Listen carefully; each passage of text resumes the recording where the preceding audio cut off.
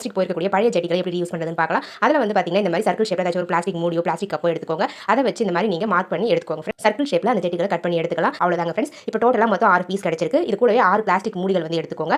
இப்போ நம்ம காட்டன் வந்து எடுத்துக்கலாம். அதாவது பஞ்சு இருந்தால் எடுத்துக்கோங்க. அந்த பஞ்சை இந்த மாதிரி நம்ம கட் பண்ணி வச்சிருக்க கிளாத்துக்கு உள்ள வந்து வச்சு விட்டுட்டு ஒரு கயிறு யூஸ் பண்ணி குட்டியாக கட்டி எடுத்துக்கோங்க. ஒரு குட்டி மூட்டை மாதிரி கட்டி எடுத்துக்கோங்க ஃப்ரெண்ட்ஸ். இதே மாதிரி நம்ம ரெடி பண்ணி வச்சிருக்க அந்த 6 பீஸ்லையுமே வந்து பார்த்தீங்கன்னா காட்டனை உள்ள வச்சுட்டு நீங்கள் அழகாக வந்து இந்த மாதிரி குட்டியாக துணி மூட்டை மாதிரி கட்டி எடுத்துக்கோங்க. மூட்டை மாதிரி கட்டி எடுத்துக்கிட்டேன். அவ்வளோதாங்க. இப்போ நம்ம பிளாஸ்டிக் மூடி எடுத்துக்கலாம். அந்த மூடியில் ஒவ்வொரு மூடியிலையும் ஒவ்வொரு குட்டி மூட்டையை வச்சு இந்த மாதிரி ஒட்டி விட்டுருங்க. அவ்வளோதாங்க ஃப்ரெண்ட்ஸ். இதே மாதிரி நம்ம எடுத்துருக்க அந்த 6 மூடியிலுமே க்ளூ அப்ளை பண்ணி அழகாக இன்செர்ட் பண்ணி ஒட்டி எடுத்துக்கோங்க. இப்போ நம்ம அந்த ரெட் கலர் மூடி இருக்கு இல்லைங்களா, அந்த ரெட் கலரில் வந்து பார்த்தீங்கன்னா மற்ற ப்ளூ கலர்ஸ் எல்லாத்தையுமே சேர்த்து வச்சு அழகாக சுற்றி வந்து பார்த்தீங்கன்னா ஒட்டி விட்டுக்கலாம். உங்ககிட்ட எவ்வளோ வந்து நீடில்ஸோ குண்டூசியோ இருக்குதோ அதுக்கேற்ற மாதிரி இதை வந்து எக்ஸ்டெண்ட் பண்ணிக்கலாம். நீங்கள் இது பார்க்கறதுக்கு ரொம்ப நீட்டாக அழகாக இருக்குங்க. பாருங்க ஃப்ரெண்ட்ஸ். இந்த மாதிரி நான் வந்து அந்த ரெட் கலர் பீஸை சுற்றி வந்து பார்த்தீங்கன்னா நம்ம கட் பண்ணி வச்சிருக்க அந்த ப்ளூ கலர் பீஸை அழகாக ஒட்டி எடுத்துக்கிறேன். இந்த வகையான ஊசியை வேணாலும் ஒவ்வொரு போர்ஷனையும் தனித்தனியாக பிரித்து நம்ம ஸ்டோர் பண்ணி வைக்கிறதுக்கு இந்த ஆர்கனைசர் ரொம்பவே யூஸ்ஃபுல்லாக இருக்குங்க. பார்க்கவும் ரொம்ப நீட்டாக அழகாக இருக்கும்.